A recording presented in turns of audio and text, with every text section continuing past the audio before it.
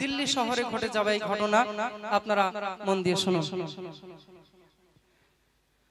কোরআন ভালোবাসবে যেজন, কোরআন ভালোবাসবে যেজন, ভয় কোনো নেই তার। কোরআন হলো কিতাব যে সেই এক মহান আল্লাহর, কোরআন হলো কিতাব যে সেই এক মহান আল্লাহর। দিল্লি শহরের বুকে এক নারী এমন ছিল, দিল্লি শহরের বুকে এক নারী এমন ছিল, কোরআনকে সে তার দিলে এমন গেঁথে সে নিল।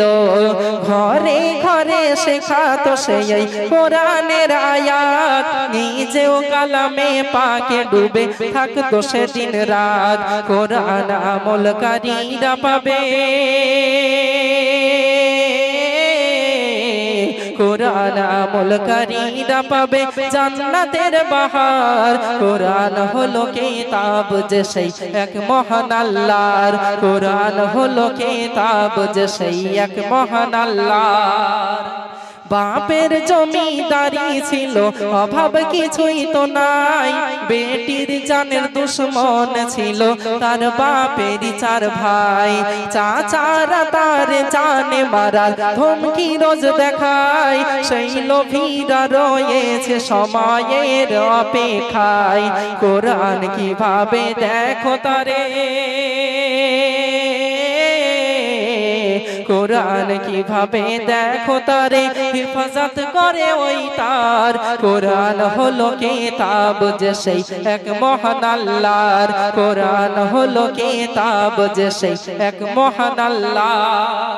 মেয়েটির আব্বাজান ইন্তেকাল করে, তো মেয়েটিকে মারার জন্য চাচারা চেষ্টা করে, যেহেতু তার বাপের অনেক জমি জায়গা ছিল।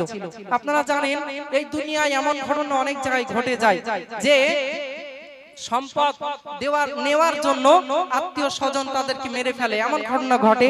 তো মানে হক ফাঁকি দেয়, অনেকেই আছে ভাই ভাইয়ের হক ফাঁকি দেয়, ভাই বোনের হক ফাঁকি দেয়, এগুলো মহাপাপ মহাগুনাহ, আপনারা জানেন জ্ঞানী গুণী মানুষ। তো আমি এই ছন্দটি বলছি, কি ঘটনা ঘটেছিল শুনুন। ঘরে ঘরে গিয়ে সে নামাজ কালাম শেখাতো, ছোট বড় সবারই নামাজ পড়ে দেখাতো। এইভাবে ইলম কালামে সে দিন আপন কাটায়, আল্লাহর মেনে ফরমান সে এক শান্তি দিলে পায়। পাক কোরআন যে আমল বেটি, পাক কোরআন যে আমল বেটির, কোরআন কণ্ঠহার। কোরআন হলো কিতাব যে সেই এক মহান আল্লাহর, কোরআন হলো কিতাব যে সেই এক মহান আল্লাহর। এক রাতে তার চাচারা তাকে তুলে নিয়ে যায় এবং প্রাণে মারার চেষ্টা করে। কি ঘটেছিল?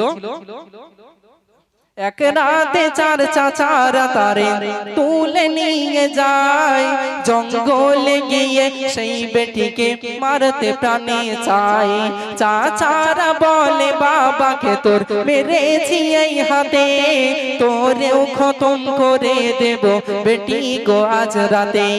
কেউ পারবে না বাঁচাতে তোরে, কেউ পারবে না বাঁচাতে তোরে এই রাতে গো। আর পড় যত তুই পড়তে পারিস কোরআন সেই আল্লাহর, পড় যত তুই পড়তে পারিস কোরআন সেই আল্লাহর। কোরআন ভালোবাসবে যেজন, ভয় কোনো নেই তার। কোরআন হলো কিতাব যে সেই এক মহান আল্লাহ।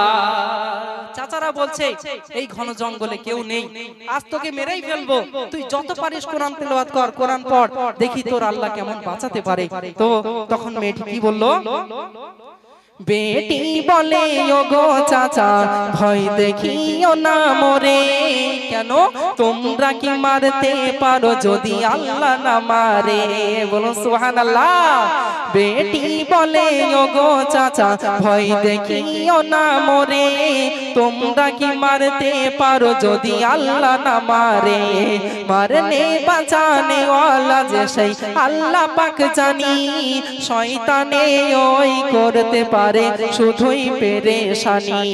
কেন শয়তানের গোলামি করে,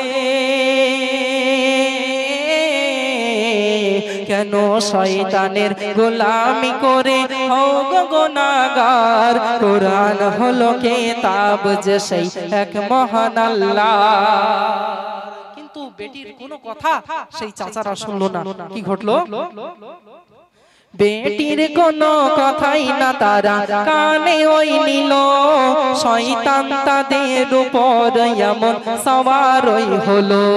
চার চাচা যখন বেটিকে সেই মারতে প্রাণে যায়, বিদ্যুৎ আকাশে চমকে দেখো ওঠে যে সে ঠাই। পড়তে কোরআনের আয়াত বেটি, পড়তে কোরআনের আয়াত বেটি থাকে বারবার। কোরআন হলো কিতাব যে সেই এক মহান আল্লাহর, কোরআন হলো কিতাব যে সেই এক মহান আল্লাহ। মারতে গেল, বিদ্যুৎ আকাশে চমকে উঠলো, তবুও তারা ভয় পেল না। তারপরে কি ঘটলো?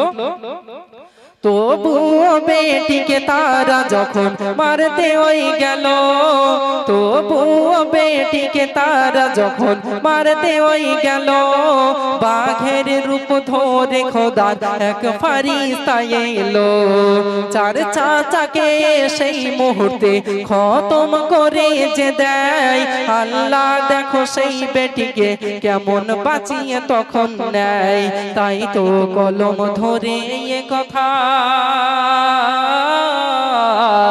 তাই তো কলম ধরে এ কথা বলে যাই কবি গুলজার।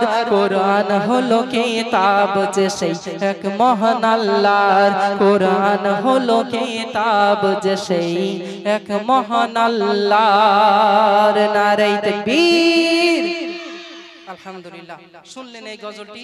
দেখুন, পবিত্র কোরআন শরীফ আমাদেরকে ভালোবাসতেই হবে। আল্লাহ পাক কালামুল্লাহ শরীফ দিয়েছে, কি মর্যাদা তার, কিন্তু আমরা বুঝি না। আড়ান মাথায় টানিয়ে রাখি, কবে সবে বরাত আসবে, কবে রোজার মাস আসবে, তারপরে পড়বো না। খবরদার না, পবিত্র কালামুল্লাহ শরীফ আমার আপনাকে তেলাওয়াত করতে হবে, তবে কবরে নূরের আলোর মতো চমকাবে। একটি শিশু হয়ে চলে আসবে, ওই কোরআন শরীফ সেই দিন আমাদেরকে সাপোর্ট করবে। ওই জন্য আমরা চেষ্টা করব পবিত্র কোরআন শরীফ সর্বদা তেলাওয়াত করার। শুনলেন? এবার আসছে আবু সেলিম, তার কণ্ঠে শুনবে।